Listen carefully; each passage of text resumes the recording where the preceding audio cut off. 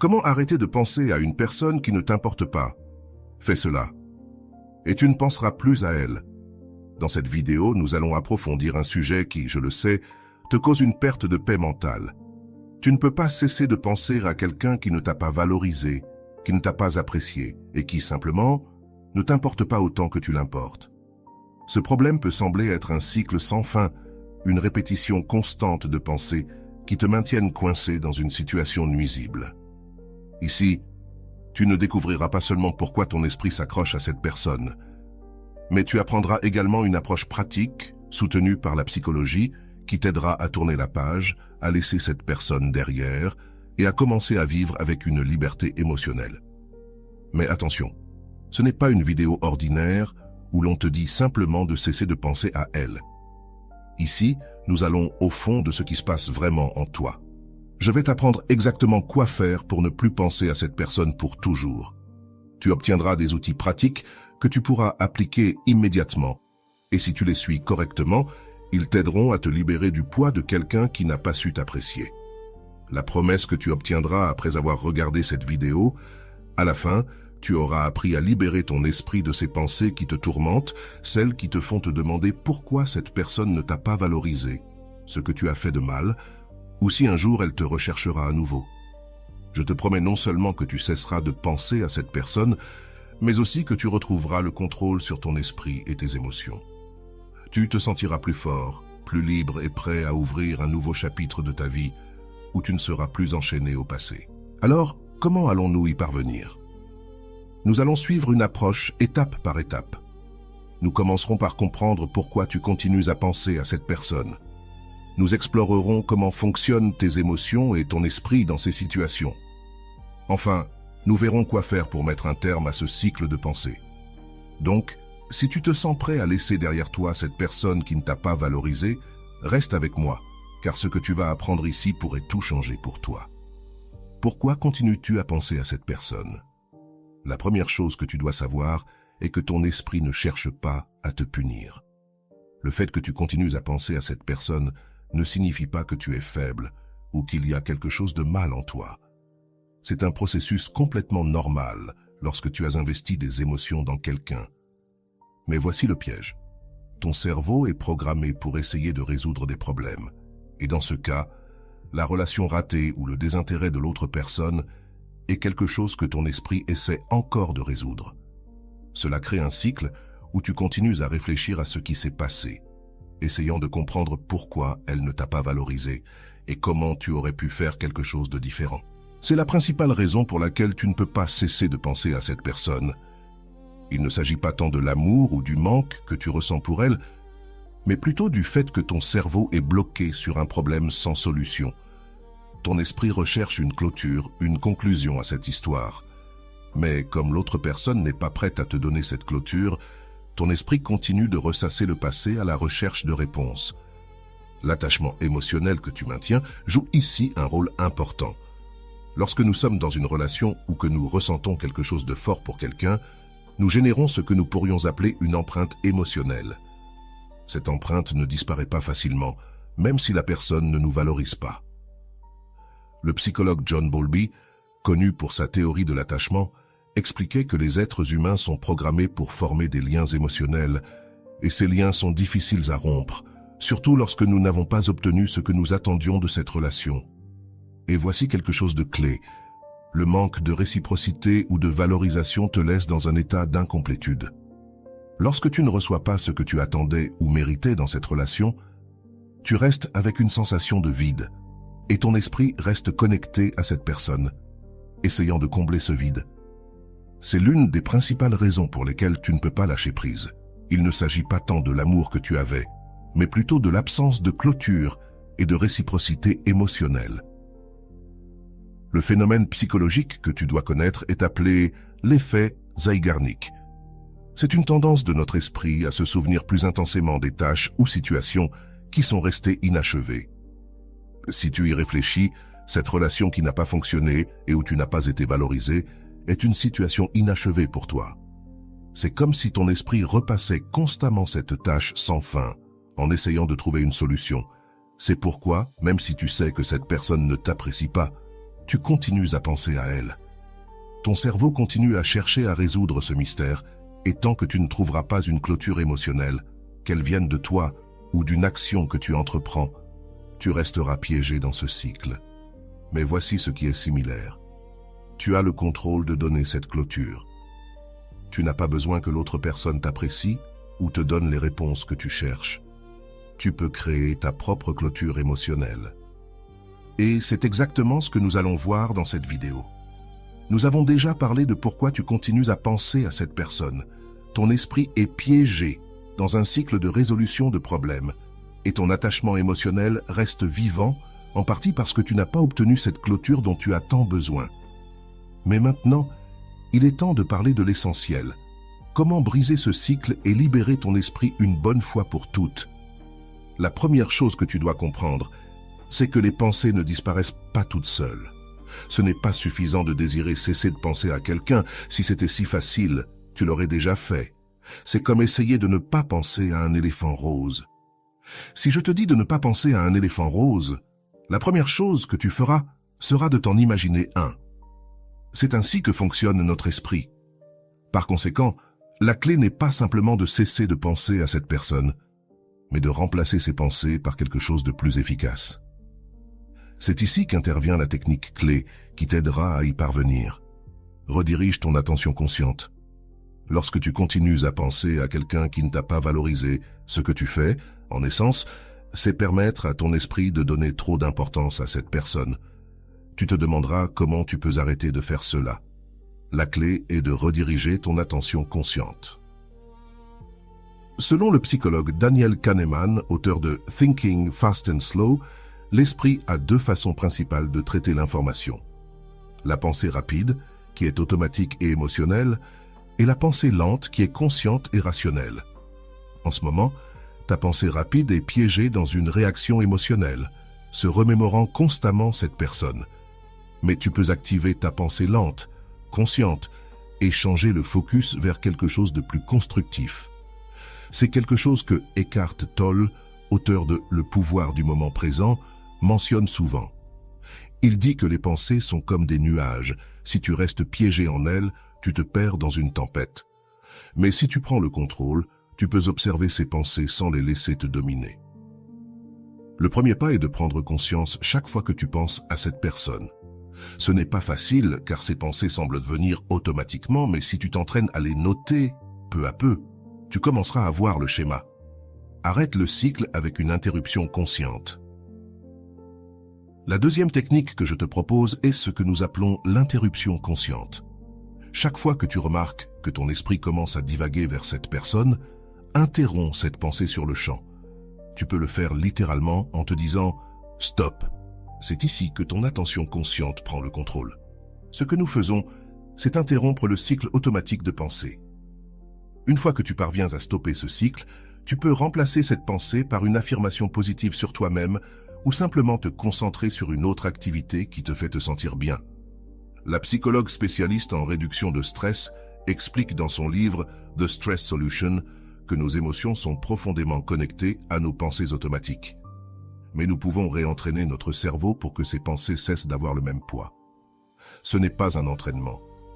En arrêtant ces pensées répétitives et en les remplaçant par d'autres actions ou pensées, peu à peu, nous affaiblissons le pouvoir que cette personne a sur notre vie. Maintenant, une des raisons pour lesquelles tu continues à penser à cette personne est que, comme nous l'avons dit précédemment, ton cerveau sent que la situation est restée inachevée.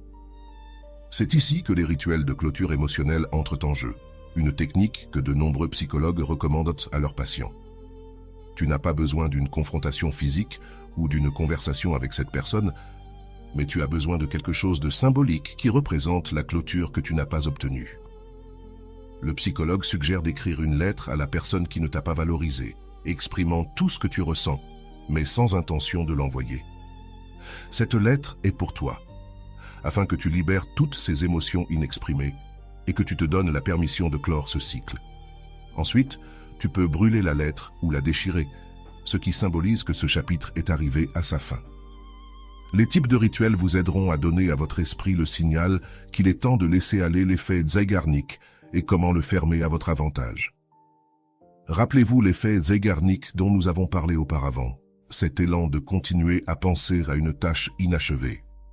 Ce rituel de fermeture émotionnelle vous aidera à résoudre ce sentiment d'incomplétude. Ce que vous faites avec cet exercice, c'est donner à votre esprit une conclusion, bien que symbolique, qui lui permettra de relâcher ses pensées persistantes. C'est comme si vous marquiez enfin cette tâche comme complète dans votre cerveau. Mais ne vous méprenez pas, ce n'est pas seulement une question de faire un rituel, et c'est tout. Le processus de cesser de penser à quelqu'un prend du temps et de la pratique. Ce que nous faisons ici, c'est entraîner votre esprit à relâcher ses pensées de manière active. C'est pourquoi chaque fois que vous sentez que votre esprit revient à cette personne, vous devez en être conscient et appliquer l'une de ces techniques pour interrompre le cycle et rediriger votre énergie. Faites de la place pour de nouvelles expériences. En fin de compte, ce qui vous aidera le plus à cesser de penser à cette personne, c'est de faire de la place dans votre vie pour de nouvelles expériences. C'est là que beaucoup de gens échouent. Ils restent piégés dans un cycle de pensée parce que leur vie continue de tourner autour de cette relation ratée. Pour libérer votre esprit, vous devez lui donner un nouvel objectif. Cela peut aller de l'apprentissage d'une nouvelle compétence à commencer un nouveau projet ou à sortir avec des amis qui vous remplissent d'énergie positive. Brené Brown, dans son livre « Le pouvoir de la vulnérabilité », dit que la meilleure façon de guérir une blessure émotionnelle est de s'ouvrir à de nouvelles expériences qui nous permettent de nous sentir connectés à quelque chose de plus grand que notre douleur. Alors, n'ayez pas peur de rechercher de nouvelles aventures, activités ou personnes qui vous aident à rediriger votre attention vers quelque chose qui vous nourrit émotionnellement. Jusqu'à présent, nous avons parlé des raisons psychologiques pour lesquelles vous continuez à penser à cette personne qui ne vous a pas valorisé. Et nous avons exploré quelques techniques pratiques pour briser ce cycle. Mais je veux que vous le voyiez en action pour que vous puissiez comprendre comment ces stratégies fonctionnent réellement dans la vie réelle. Ainsi, je vais maintenant vous raconter l'histoire de Laura, quelqu'un qui a appliqué ces techniques et a réussi à se libérer du poids d'un amour non partagé. L'histoire de Laura, quand l'amour n'est pas réciproque. Laura était une femme de 32 ans avec une carrière stable et une vie sociale active. Cependant, dans sa vie amoureuse, les choses n'allaient pas si bien. Elle avait passé les 2 dernières années dans une relation avec Martin, un homme qui, à première vue, semblait parfait. Il était charismatique, amusant, et au début, la relation était tout ce dont Laura avait rêvé. Mais avec le temps, les choses ont changé. Martin a commencé à s'éloigner, de plus en plus occupé par son travail et ses propres intérêts. Les conversations profondes sont devenues moins fréquentes, les sorties en couple ont commencé à se raréfier, et quand ils étaient ensemble, Laura sentait qu'il ne la regardait plus avec les mêmes yeux. Bien que Martin n'ait jamais été cruel ni direct, Laura pouvait sentir comment l'intérêt s'évanouissait. Elle savait au plus profond de son être qu'elle n'était plus sa priorité. La douleur de se sentir invisible dans une relation a envahi Laura. Elle se sentait piégée dans un cycle de pensée, se demandant constamment ce qu'elle avait mal fait, pourquoi Martin avait cessé de s'intéresser à elle, ce qu'elle pouvait faire pour attirer à nouveau son attention. Pendant des mois, elle a continué à chercher des signes que les choses pourraient redevenir comme avant, mais ces signes n'ont jamais été au rendez-vous. Un jour, après une dispute où Martin a admis qu'il avait besoin d'espace, Laura a décidé qu'elle ne pouvait plus continuer ainsi. Elle l'aimait, oui, mais elle réalisait que cet amour n'était pas réciproque de la manière qu'elle méritait. Cependant, malgré sa décision de mettre fin à la relation, Laura ne pouvait s'empêcher de penser à lui. Chaque nuit, elle se retrouvait à revivre des conversations, cherchant dans son esprit les moments où tout avait commencé à mal tourner. C'est à ce moment-là que Laura a compris que quelque chose devait changer. Elle avait entendu une amie parler des techniques de redirection de l'attention consciente et de rituels de fermeture émotionnelle. Elle a donc décidé d'essayer. La première étape, interrompre le cycle des pensées. Laura a commencé à appliquer la technique d'interruption consciente chaque fois que Martin apparaissait dans son esprit. Au début, ce n'était pas facile. Son cerveau était habitué à divaguer vers les souvenirs de sa relation avec Martin. Mais chaque fois qu'elle sentait ses pensées émerger, elle se disait à elle-même « Stop !» Parfois, elle le disait même à voix haute. Un simple acte d'interrompre le cycle de pensée lui a donné un premier répit. Les premiers jours ont été un défi. Laura s'est rendue compte à quel point elle pensait souvent à Martin, même dans les moments les plus inattendus, comme en cuisinant ou en marchant dans la rue. Mais avec le temps, en interrompant ces pensées de manière consciente, elles ont commencé à perdre de leur force. C'était comme si son esprit commençait à s'habituer à ne plus penser à lui. Automatiquement, le rituel de clôture émotionnelle s'est installé. Après quelques semaines de pratique de l'interruption des pensées, Laura a décidé qu'il était temps de passer à l'étape suivante, un rituel de clôture émotionnelle. Elle s'est assise à son bureau avec une feuille de papier et un stylo et a commencé à écrire une lettre à Martin. Dans cette lettre, elle ne s'est pas retenue. Elle a écrit tout ce qu'elle avait ressenti, toute la douleur qu'elle avait gardée en silence, mais aussi ce qu'elle avait appris de la relation. En finissant la lettre, Laura a ressenti un mélange de soulagement et de tristesse. Elle ne comptait pas envoyer cette lettre, elle le savait, mais elle avait réussi à exprimer tout ce qui la tourmentait. Cette nuit-là, elle a allumé une bougie sur son balcon et a brûlé la lettre. Alors que les flammes consumèrent le papier, elle a senti qu'une partie de cette douleur se dissipait aussi. Remplir le vide avec de nouvelles expériences a été une étape suivante importante. Après avoir effectué le rituel, Laura a pris une autre décision, remplir l'espace que Martine avait laissé avec de nouvelles expériences. Elle a commencé à s'inscrire à des cours de poterie, quelque chose qu'elle avait toujours voulu faire mais qu'elle avait reporté pendant la relation. Elle a également commencé à sortir plus avec des amis, et peu à peu, sa vie a commencé à se remplir de nouvelles connexions et d'activités qui lui apportaient de la joie. Chaque fois que son esprit revenait à Martin, Laura appliquait les techniques qu'elle avait apprises. Elle interrompait les pensées, se rappelait le rituel de clôture qu'elle avait fait et redirigeait son attention vers les choses qui comptaient vraiment dans sa vie. Le processus était lent, mais constant. Jour après jour, les pensées sur Martine sont devenues moins fréquentes, jusqu'à ce qu'un jour, elles ne prennent simplement plus la même place dans son esprit. Ce que Laura a appris de tout cela, c'est qu'il ne s'agissait pas seulement d'arrêter de penser à Martin, mais de reprendre le contrôle de sa propre vie.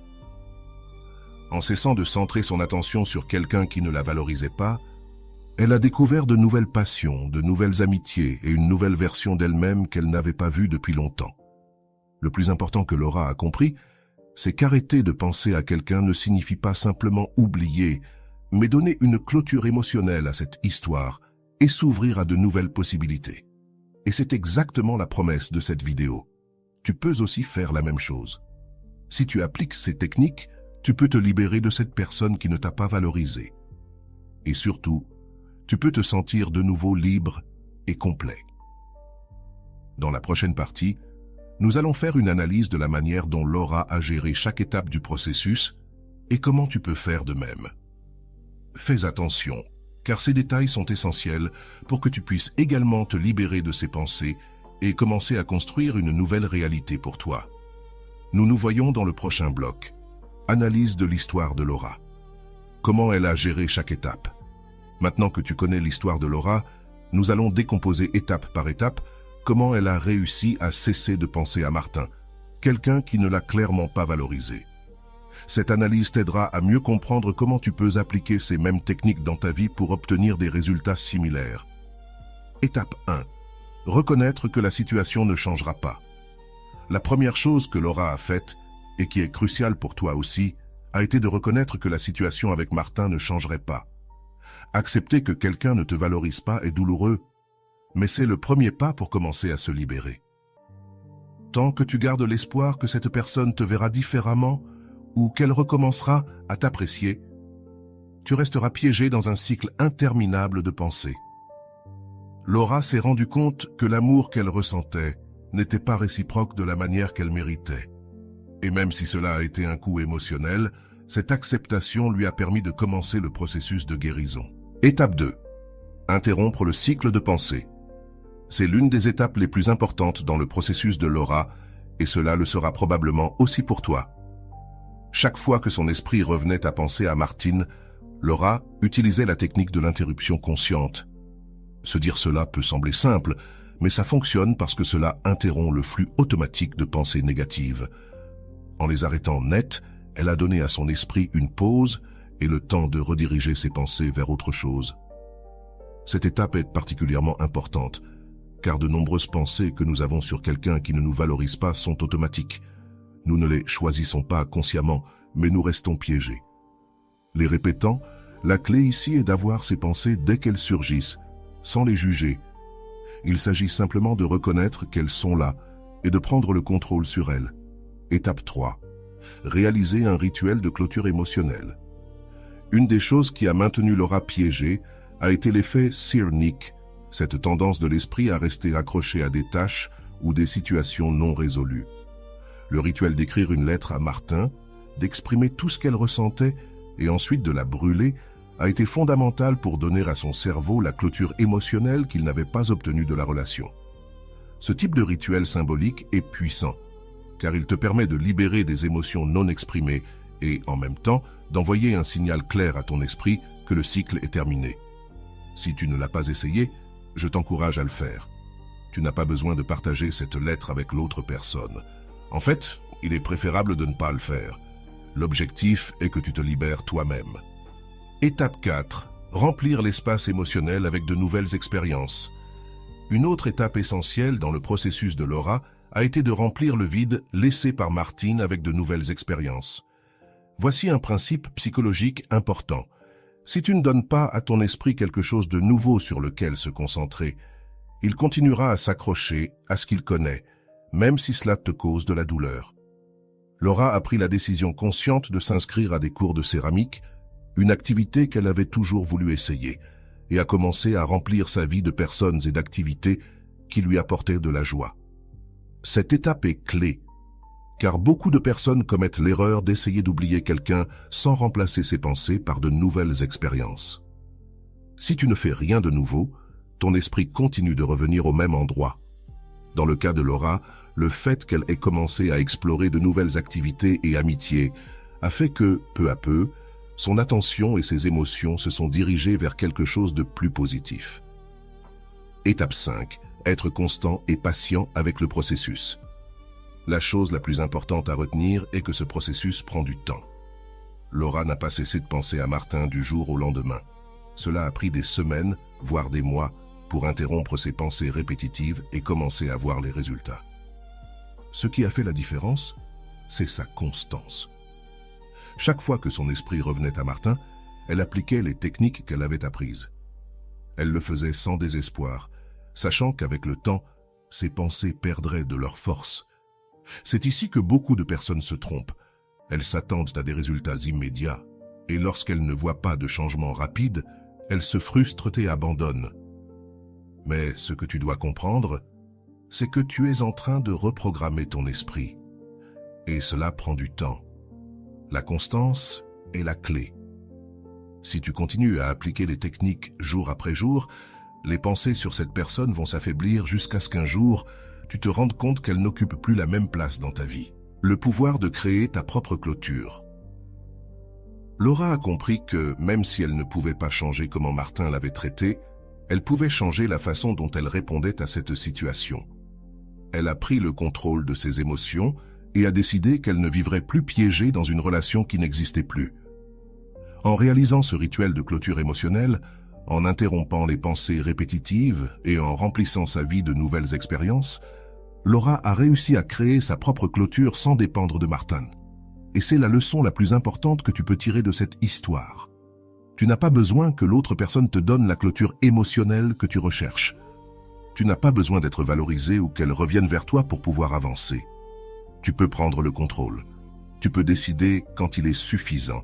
Et, quand tu le feras, tu commenceras à te sentir plus libre, plus en paix et prêt à t'ouvrir à de nouvelles opportunités. Maintenant, c'est à ton tour. As-tu traversé une situation similaire à celle de Laura? Est-ce que tu trouves difficile de ne plus penser à quelqu'un qui ne t'a pas valorisé? J'aimerais que tu partages ton expérience dans les commentaires. Dis-moi quelle technique tu as essayé ou quelles questions tu as, et je serai heureux de t'aider. Souviens-toi, c'est un processus, et chaque petit pas que tu fais te rapproche davantage de la liberté émotionnelle. Partage ton histoire, réfléchis à ton expérience, et n'hésite pas à demander si tu as besoin d'orientation.